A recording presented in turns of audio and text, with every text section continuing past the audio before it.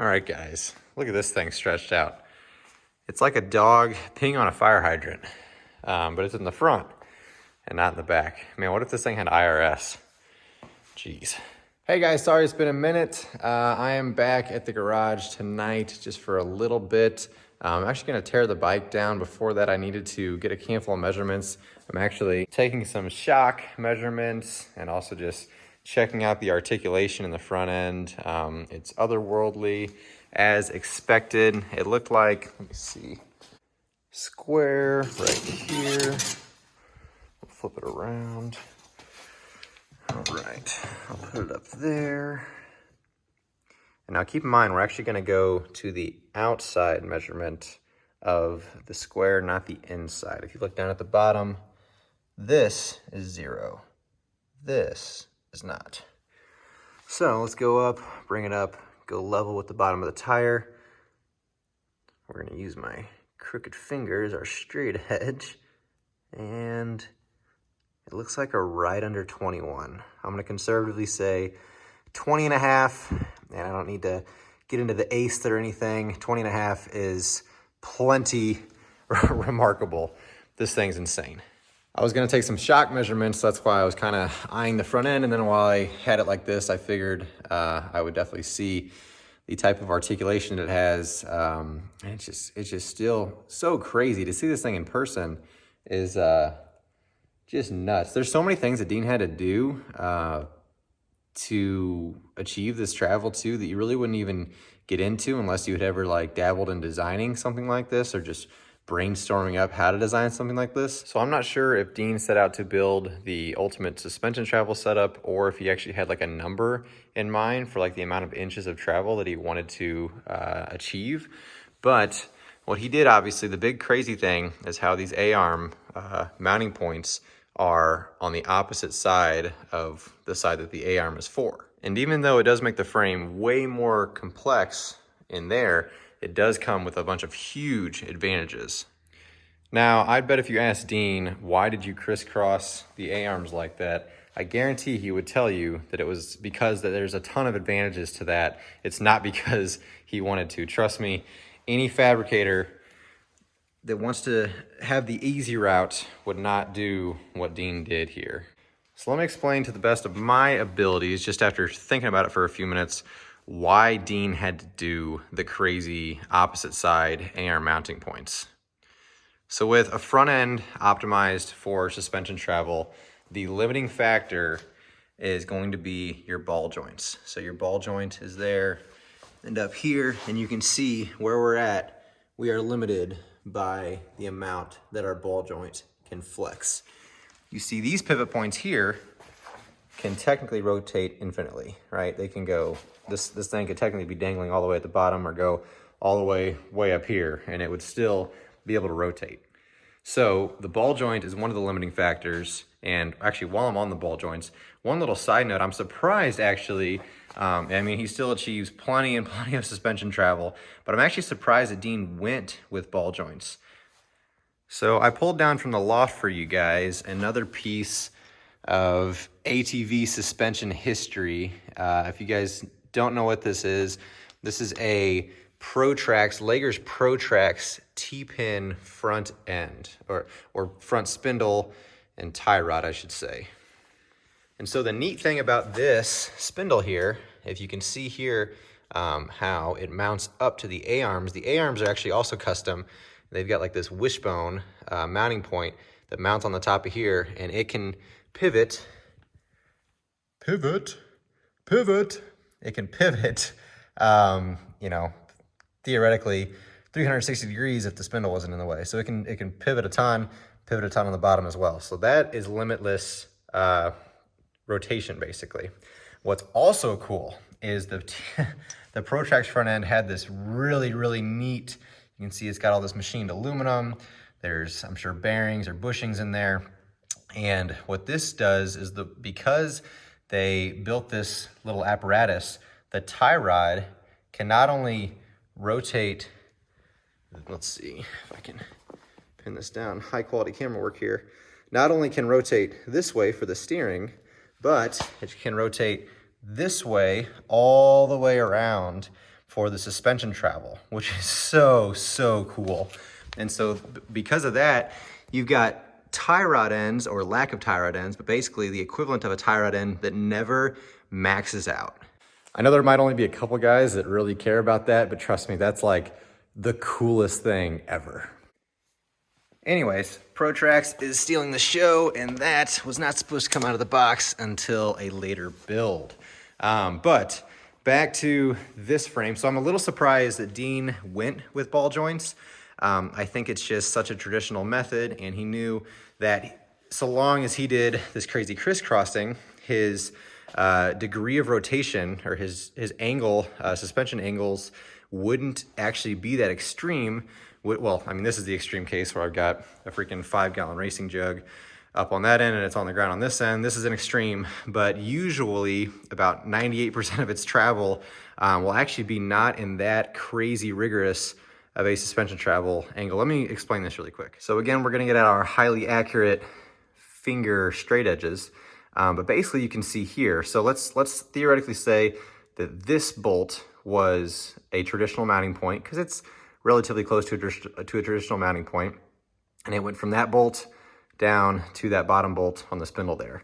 So you can just see in my finger the difference in degree measurements here between that and that.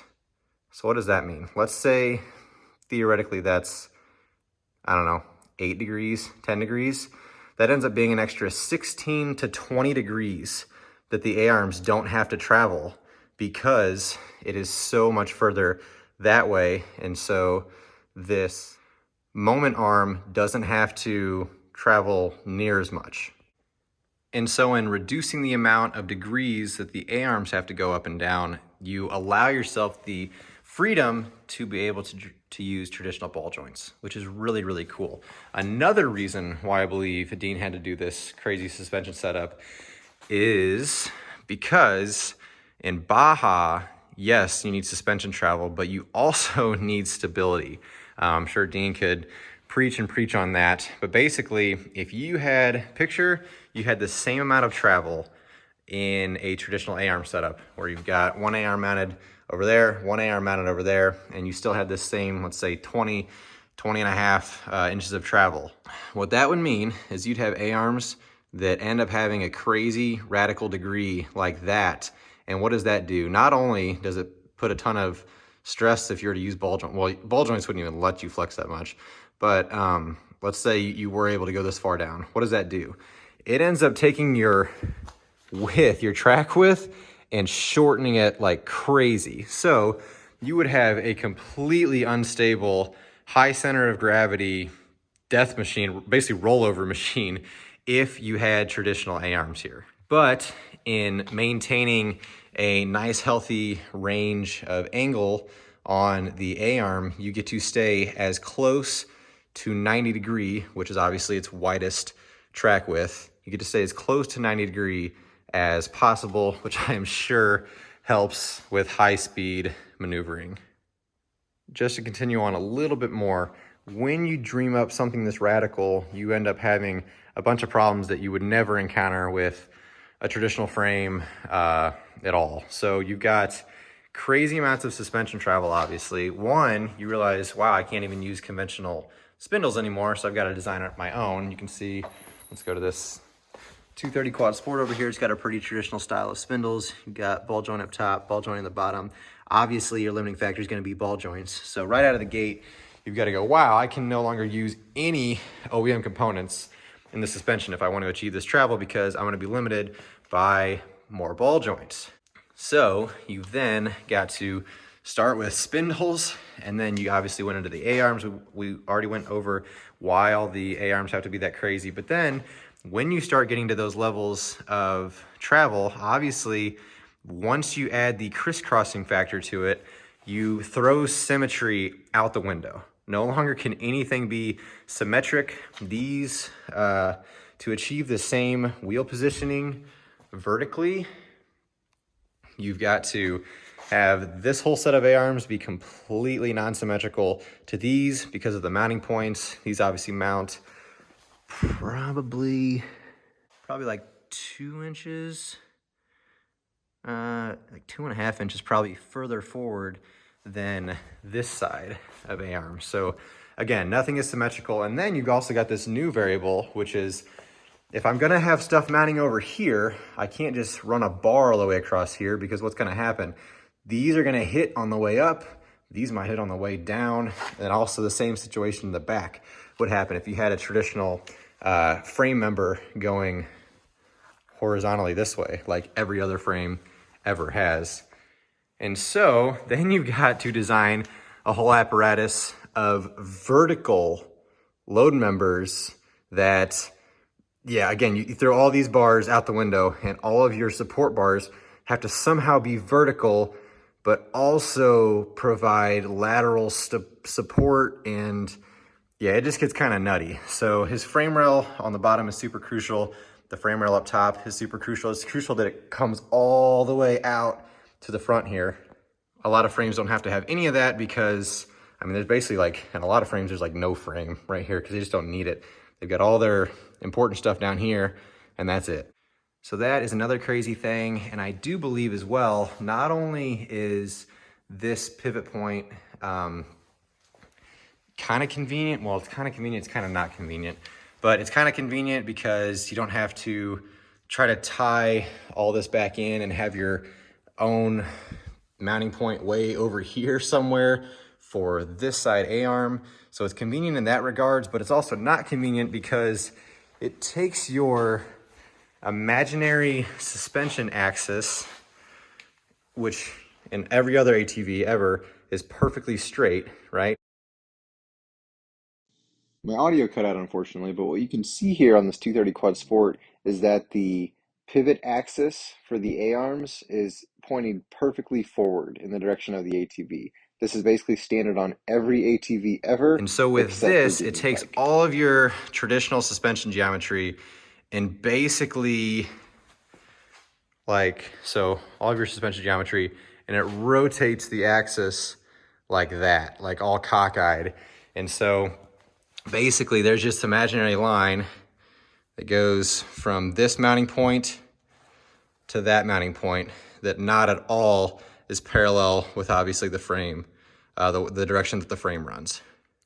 And I won't get too far into this, but basically in order to have a perfect, 20.5 inches of no toe in, toe out, any what's called bump steer in the travel, you've got to have what's basically called like the golden ratio of suspension travel. And that is when your A-arm length and A-arm length match your tie rod length, and they're all on the same pivot plane, which again, usually the pivot plane is like right here.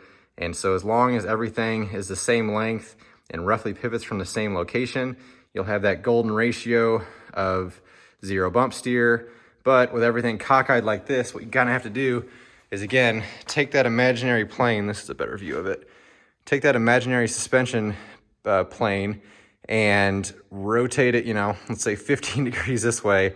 And then your furthest distance where your heim joint mounts up and where your inner heim joint for your A-arms and where your tie rod connects up, that all needs to be the same distance from pivot point here to pivot point there to achieve a 0 bump steer travel range. I'm sorry I'm getting kind of winded, guys. It's kind of just like I'm just throwing all these ideas out at you guys, but if you just like sit back and just try to visualize what it would take to design a frame like this, your mind just starts getting stretched and you go, wait, but what happens here? But what happens here? And that is the culmination. I mean, this is the physical embodiment of finding those edge caches and stretching the limits of suspension travel, but also maintaining, 0 bump steer and nice camber angles, caster angles, all that kind of stuff. This is just, it's really, to those who understand, this is just really, really cool and really just impressive. One last reason why I think he really jumped at the opportunity to move these pivot points back here is because look at how much more strength you get if you were to come up on a tree stump or a rock that were to nail this A-arm. I mean, yeah, you still might have some issues, but if you were to move that pivot point up 6 inches, your strength would just diminish. And if you hit something, you would crumple, you'd kink the frame right there, your tire would get swung over this way and you'd be screwed.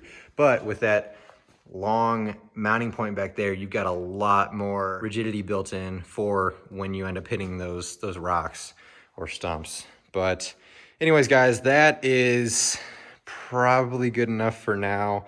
I'm probably gonna go to bed tonight and realize, oh crap, there's like a bunch of other things I could have talked about, reasons why he did this and that. I'm sure that as I look at this thing more, I'll start to realize just how or why everything is what it is. This is still probably my favorite part of it, but it's kind of seems childish at this point. The Heim joint for the steering stem mount, I thought that was cool just because I hadn't seen that until I saw it in person. But now that I kind of dive into what all went on with this front end, I think that is kind of just a little cherry on top of this crazy engineering effort.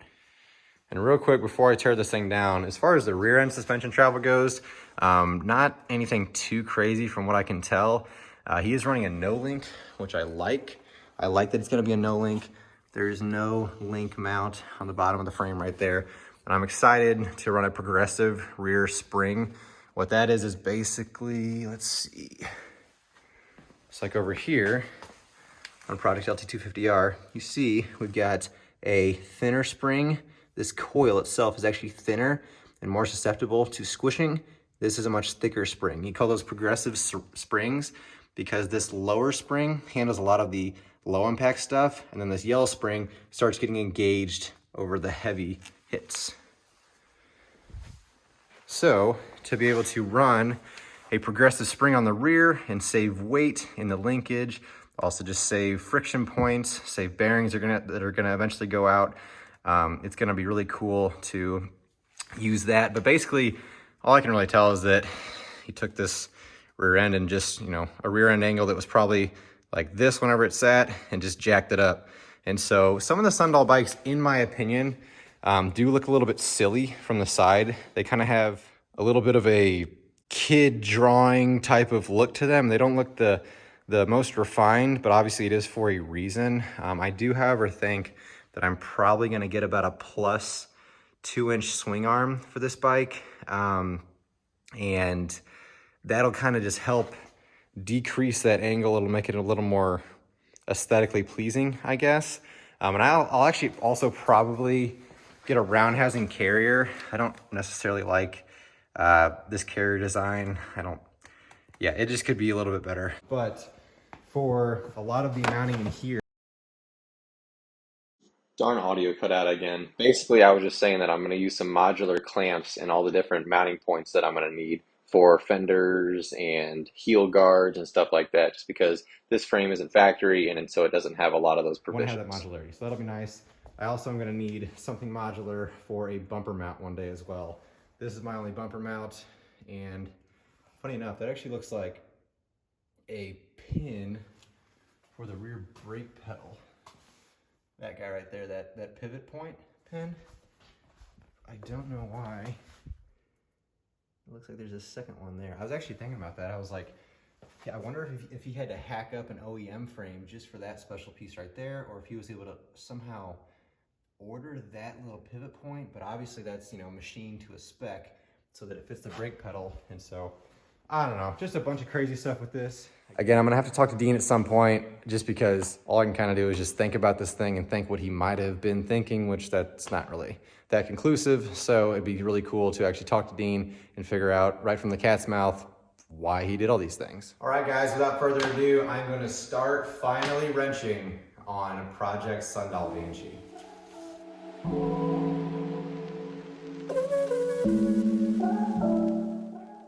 I ran into one more little unexpected hiccup, which is I'm gonna run an OEM tank wrapped around with the OEM tank covers. And because of that, I have no mounting points for that.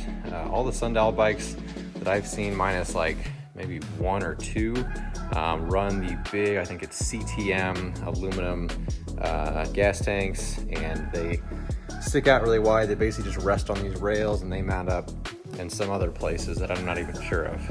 And so for this OEM gas tank, I'm gonna have to figure out something else. Probably will go with those same aluminum mounts that are modular that I'm gonna have to use everywhere else all over the frame.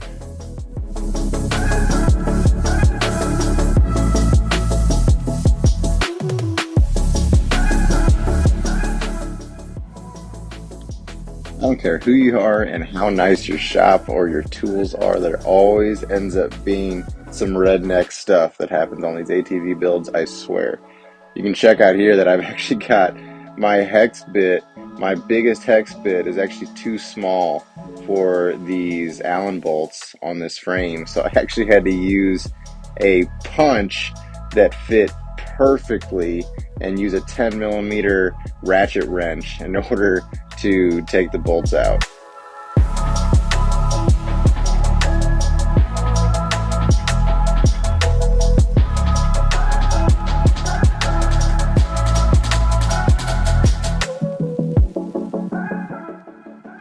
The audio cut out on me for a little bit, but what I wanted to show here is that when I am removing like ball joints, like tie rod ends, ball joints, or like swing arm pivot bolts, that I actually run the nut not all the way off. I leave it on, and it gives me a great place to hit, and it also protects the threads. So you want to make sure that you run the nut flush or a little bit past the tip of the threads, and that you hit on that. That way it doesn't mess up any of the threads.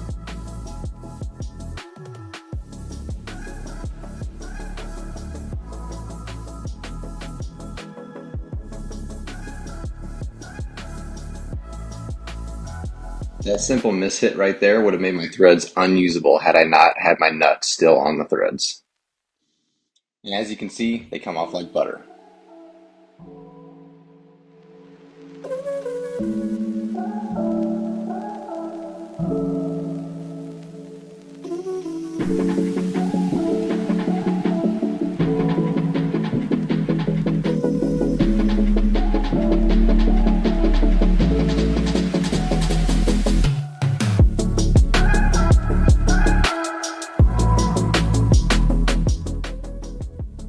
This is a clip of me romanticizing about how I love the way that this A-arm is bolted up. I, for some reason, love when there is a free hanging mount, and tightening the bolt serves two purposes of holding the A-arm in place, but then also cinching everything down and making a secure structure.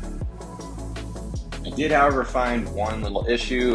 This tube, this mount for the A-arm is cracked, or just broken and missing entirely. So I will have to fab up a new mount. Not a big deal, but is something that has to be done. All right, so I've got the right side stripped down. One thing I didn't notice until now is these aren't just standard heim joints. These are what are called high misalignment heim joints. What that means is basically, this is a standard heim joint right here. You got a big old bolt that goes through there, and these little spacers here, or adapters, I guess you would call them, make it what's called a high misalignment heim joint. So what that does, these spacers, let's say you get a big old bolt that went in here, like my finger is the bolt in this case. I could bottom out like right there, like this would be my bottom out point right about there. Well, when you put this high misalignment spacer in there, all of a sudden you can go even further. So obviously these really just reduce the inner diameter down to a smaller inner diameter. But it's really cool because you allow yourself a lot more degrees of freedom, degrees of rotation. So that's a really cool thing. A little side note, I always thought it'd be really cool to actually incorporate high misalignment heim joints for every pivot point in the front end, and basically obviously they're incorporated everywhere here, but basically just replacing the two ball joints from a tie rod with high misalignment heim joints. But the difference, in my mind, I always thought it'd be cool because with the high misalignment adapters, you have so much rotation that looks, I mean, even this visual right now looks like you're turning the wheels on an ATV. So what's really cool is if you had the high misalignment heim joints mounted vertically, they could rotate theoretically infinitely in this direction, and you could have enough pivoting because of the high misalignment and the extra degrees of rotation to do your steering just right here. So anyways, I always thought that'd be really cool to basically make a little mock-up to where you'd have no limiting factors because of ball joints. You'd just have high misalignment heim joints basically at every pivot point. I've been making sure that my bolts are the same length as I've been taking them out, making sure that there are no unique bolts.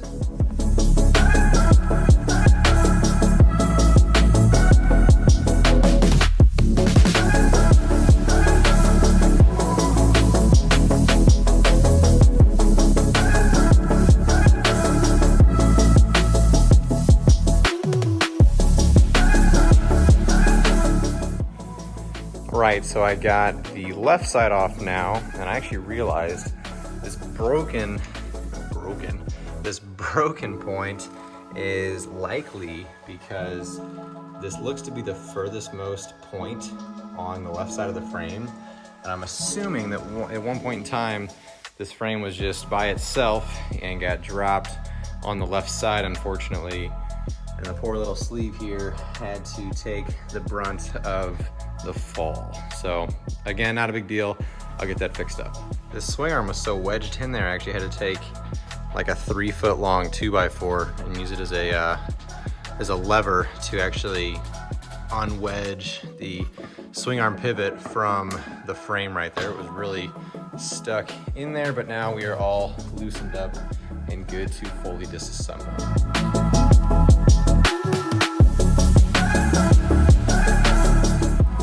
And there it is, the last piece standing, the foundation of it all. Got the frame fully torn down. I'll take the stem off at some other point, and it's just sitting here, ready for the next step. So it is going to be, next step will be powder coat and chroming, assuming I use that swing arm, and gathering up the supporting cast of additional parts that will all have to complement this frame, which means we have to go rather high end. So we will see what parts list I have to generate for this bad boy. But anyways, that is a wrap for today. It's gonna be pretty gnarly. So anyways, guys, thank you for watching. Until next time. This thing looks so funky. It's like a vessel or something. It's just like almost like aerospace looking lines. Dude, you have got to stop talking so much.